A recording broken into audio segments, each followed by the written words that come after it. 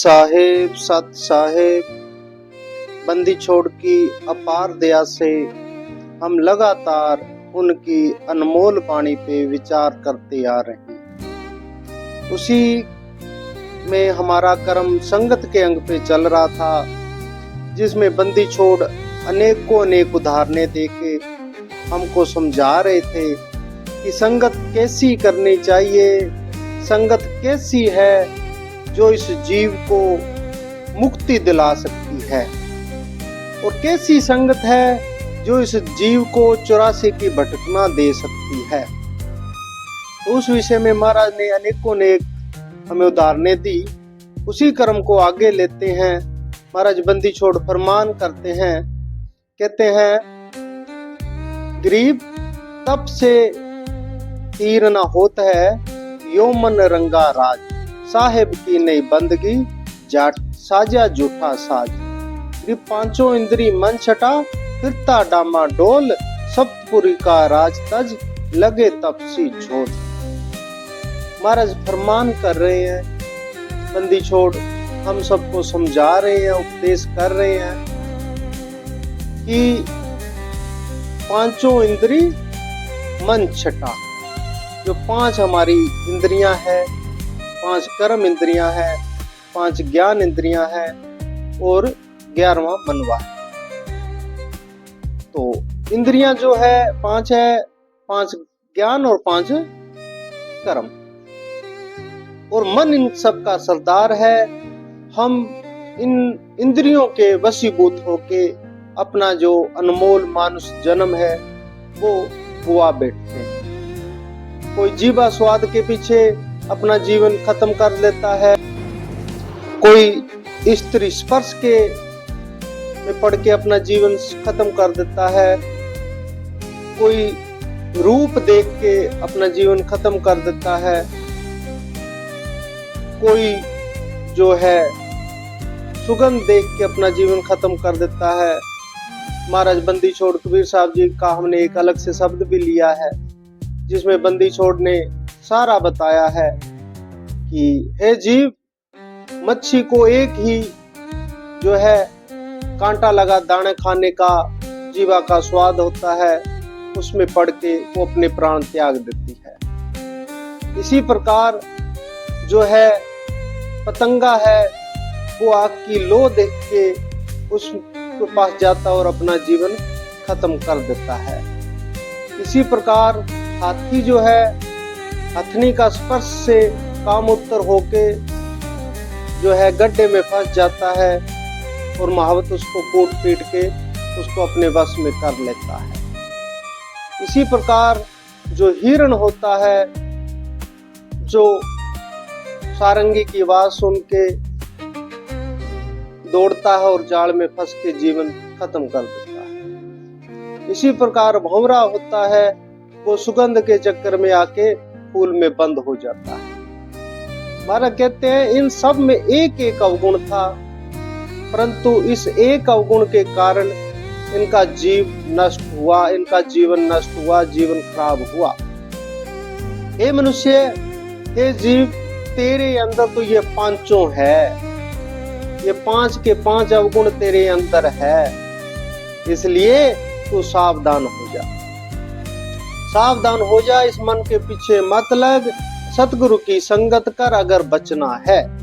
तो महाराज कहते हैं, गरीब पांचों इंद्री मन छटा, फिरता डामा डोल, और इसके पीछे लग गया, इस इंद्रियों के पीछे लग गया, तो पूरे संसार में कहीं भी तेरे को कोई भी तृप्ति नहीं है, कहीं भी तेरे को पूर्ण सुख नहीं है, तू बस भटकता ही फिरेगा।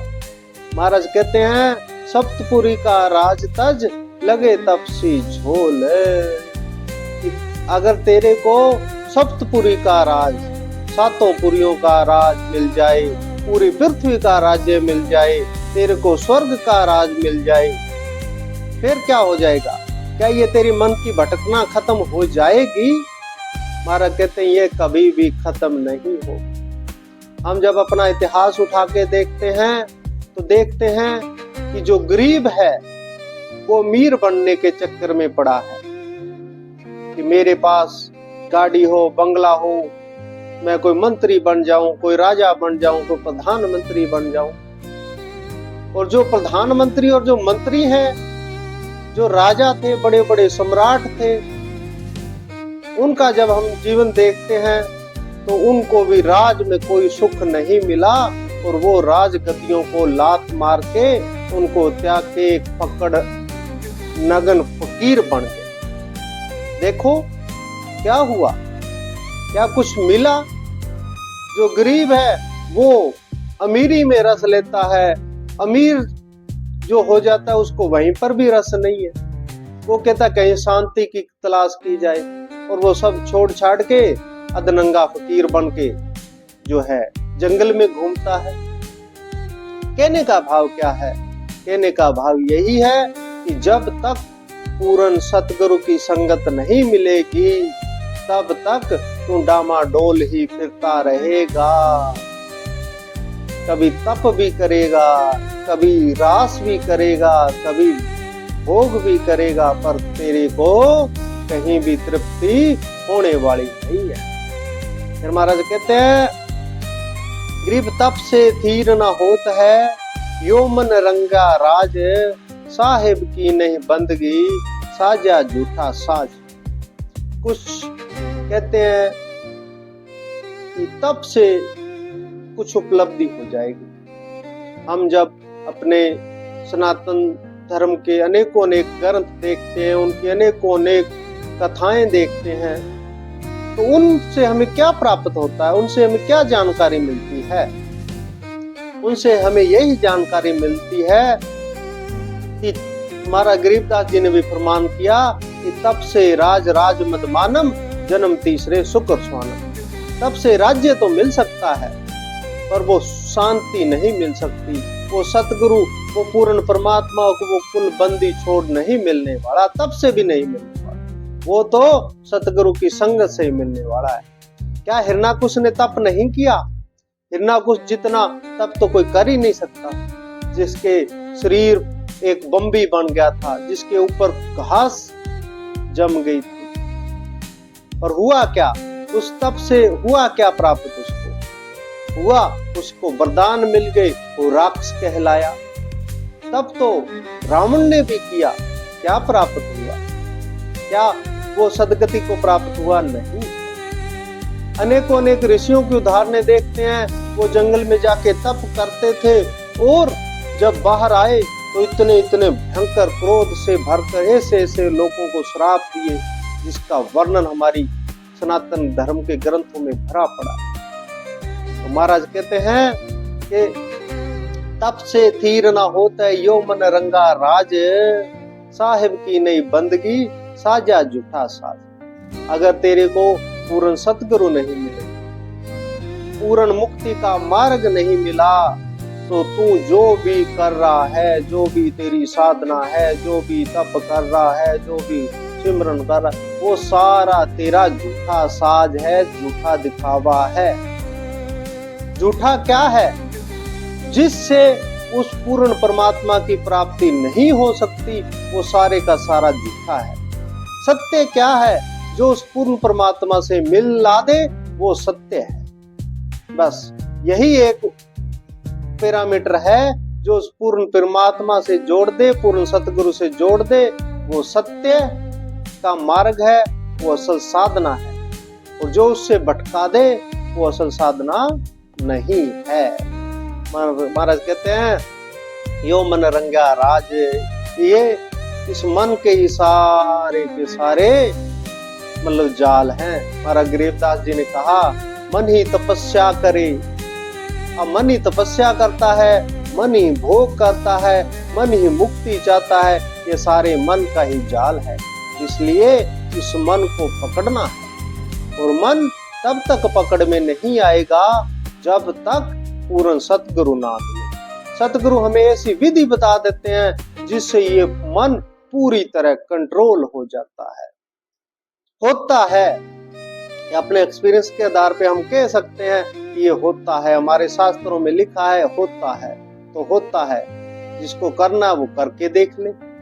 फिर महाराज कहते हैं, गरीब तब तारी तन में लगी परगनियों की तकसीस, साहिब की नई बंदगी सतगुरु ना बख्शीश।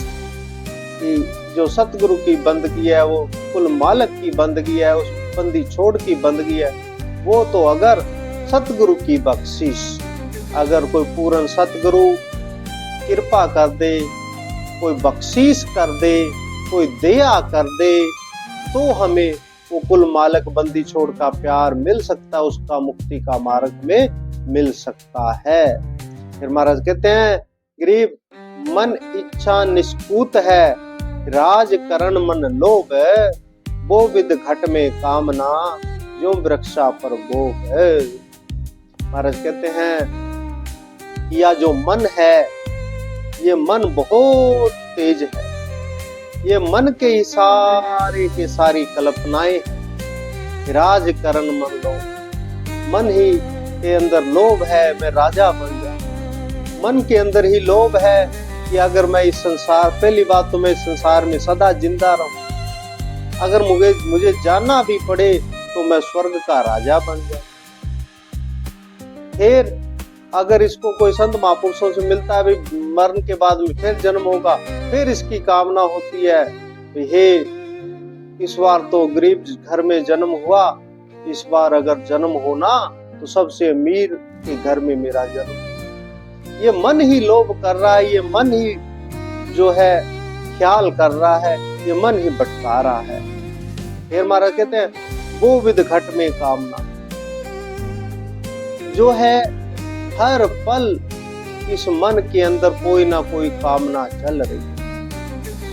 हम अपने आप पर थोड़ी सी नजर मारे तो हर पल ये मन कुछ ना कुछ कामना कर रहा है, कुछ ना कुछ इच्छा कर रहा है कि अगर ये हो जाए, अगर मेरे को ये मिल जाए, अगर कोई मेरी ये बात मान ले, मतलब कुछ ना कुछ इसके मन के अंदर ऐसा चल रहा है कि कुछ ना कुछ मेरे का काम हो जाए। फिर महाराज कहते हैं, गरीब संगत कुसंगत अंतरा, एक सा ही मत जान, जो सोवत है सेज पर धरिए अंत मसान। महाराज कहते हैं कि संगत और कुसंगत अंतरा एक सा ही मत जान। एक सा नहीं होता, सभी संगत अलग है, कुसंगत अलग है। जिनका हम संग करेंगे, संगत की जैसी संगत वैसी रंगत आएगी।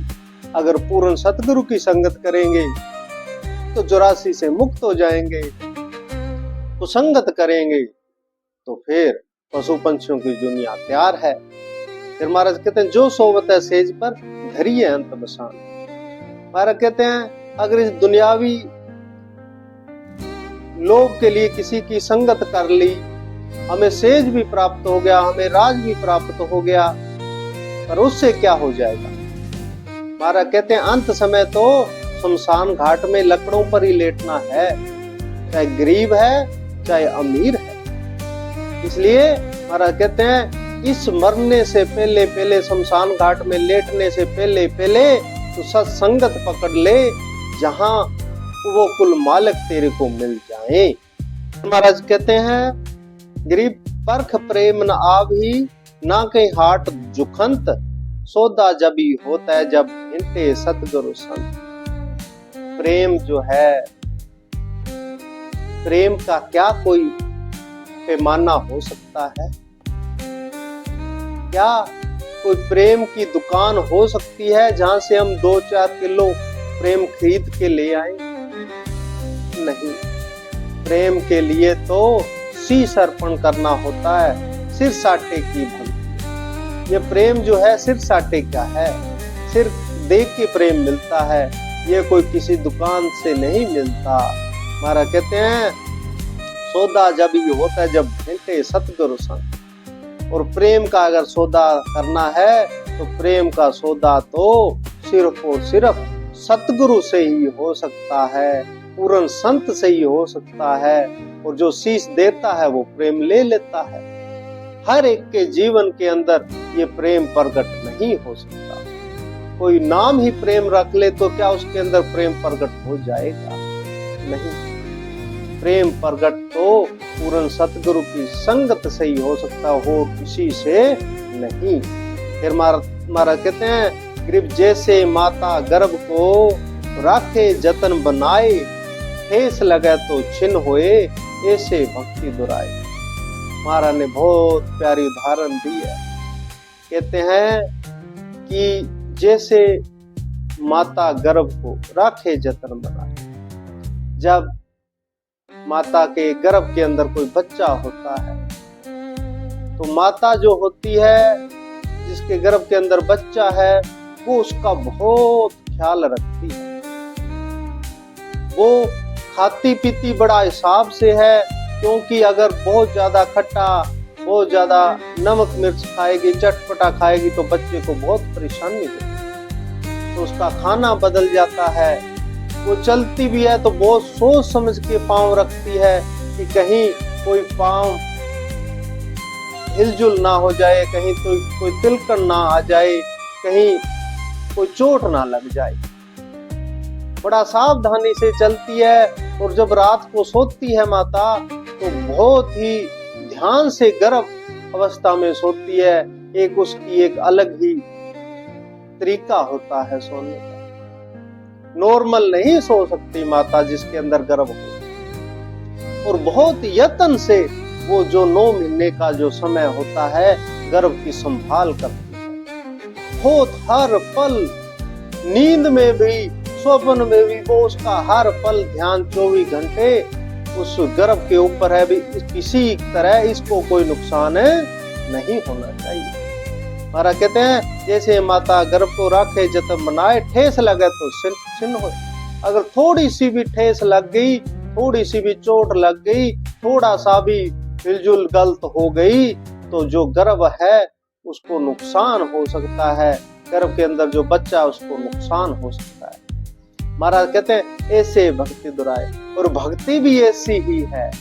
इसलिए जो माता का ध्यान जितना अपने गर्भ के अंदर पल रहे बच्चे के अंदर होता है, वो जितना उस गर्भ को संभाल के रखती है, अगर कोई भगत हो और वो भक्ति को इसी तरह संभाल के रखे जैसे कोई माता अपने गर्भ को रखती है, तो उसकी जो भक्ति है वो सार्थक हो सकती है, वो उस भक्ति को प्राप्त हो सकता है। और जैसे माता के गर्भ से एक नवजात बच्चा निकलता है और वो फिर आगे चल के बहुत अपना जीवन, बहुमूल्य जीवन जीता है इस संसार में, वैसे ही महाराज कहते हैं अगर तूने माता के गर्भ की तरह इस भक्ति की रक्षा करी तो तेरी जो भक्ति रूपी है गर्भ है वो प्रफुल्लित होगा और फिर तेरे को वो परम जीवन मिलेगा। फिर महाराज कहते हैं गरीब दम सुमार आधारक पलकों मध्य विमान, संतों की संगत करो समझ बूझ गुरु ज्ञान। गरीब इला पिंगला शोध कर चढ़ गिरवर कैलाश, दो दल की घाटी जहाँ भगल विद्या है दास। गरीब ब्रह्मरंध के द्वार को खोलत है कोई एक, द्वारे से फिर जात है ऐसे बहुत अनेक। यहाँ पर महाराज ने मुक्ति का भेद बताया, रास्ते का इशारा किया। कहते हैं दम सुमार आधार रख पलकों मध्य, कि मुक्ति प्राप्त चाहता है, साधना का हमें मार्ग बता रहे हैं। क्या मार्ग बताया बंदी छोड़ ने? दम सुमार आधार रख। जो दम है, दम कहते हैं श्वास को, श्वास अंदर जा रहा है, श्वास बाहर आ रहा है। महाराज कहते हैं सबसे पहले इस श्वास को परख, इस श्वास को जान, ये श्वास कैसा है। क्योंकि इस संसार में जब आया श्वास चालू था और श्वास बंद तो इस संसार से यात्रा खत्म। तो महाराज कहते हैं इस श्वास को पकड़ ले। पलकों मध्य विमान, और पलकों के दो जो विचकार है वहां पर ध्यान इकट्ठा कर। संतों की संगत करो समझ बूझ गुरु ज्ञान। और ये तेरे को ज्ञान कहाँ से मिलेगा? जब संतों की संगत करेगा, संतों का संग करेगा, उनसे ज्ञान लेगा। महाराज कहते इला पिंगला शोध कर चढ़ गिरवर कैलाश, दो दल की घाटी जहाँ बगल विद्या है दास। महाराज कहते हैं ये जो श्वास चल रहा है ये ईड़ा और पिंगला में चल रहा है। कभी ईड़ा चल रही है, कभी पिंगला चल रही है, कभी ईड़ा चल रही है, कभी पिंगला चल रही है। तो सबसे पहले इस भेद को जानो, ईड़ा क्या होती है, पिंगला क्या होती है, किस अवस्था में सुखमना आती है, किस अवस्था में जो मन है लाचार होता है, किस श्वास से, किस तरीके के श्वास से ये मन निष्बल हो जाता है और मन एकाग्र हो जाता है, कैसे ये सूक्ष्मनांग के द्वारा ये जो प्राण वायु जो हमारे गुद्दा कमल में है, कैसे वो ऊर्जा जो है त्रिकुटी कमल तक है, कमल तक लेके आनी है और फिर आगे जो ब्रह्म रंध्र है 11वां द्वार जहां है वहां पर पहुंचना है। और वहां पर हमारा कहते हैं कि ब्रह्म रंध्र के द्वार को खोलता है कोई एक द्वारे से फिर जाते ऐसे बहुत है। जो ब्रह्म रंध्र है वो तो कोई विरला ही खोल पाता है। हम पढ़ते हैं, आगे विचार करेंगे, किया भी है कि गुरु रामानंद जी भी त्रिवेणी के घाट पे अटक गए, त्रिवेणी के घाट पे अटक रहे बलबीर। वो भी ब्रह्म रंध्र खोल नहीं पाए थे जब तक बंदी छोड़ कबीर साहब जी ने उनको संपूर्ण भेद नहीं दिया था। तो ये भेद जब तक नहीं मिलेगा ब्रह्म रंध्र हम नहीं खोल पाएंगे, और जब तक ब्रह्म रंध्र नहीं खुलेगा तब तक हम पूर्ण मुक्ति को प्राप्त हो नहीं सकते।